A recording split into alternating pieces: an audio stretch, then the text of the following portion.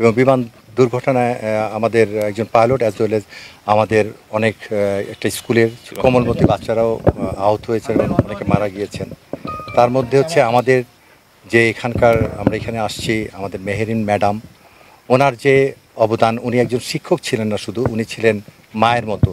তার প্রমাণ করে গিয়েছেন উনি প্রায় 20টা শিশুকে মৃত্যুর হাত থেকে রক্ষা করে এবং উনি নিজের জীবন দিয়েছেন। এর চেয়ে বড় আর কিছু হতে পারে না।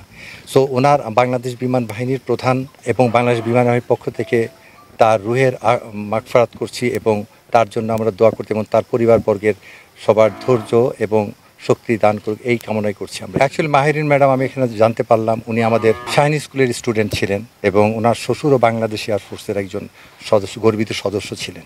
আমরা আমাদের ওনার জন্য আমরা ওনাকে স্মরণ করে রাখার জন্য আমরা কিছু করব।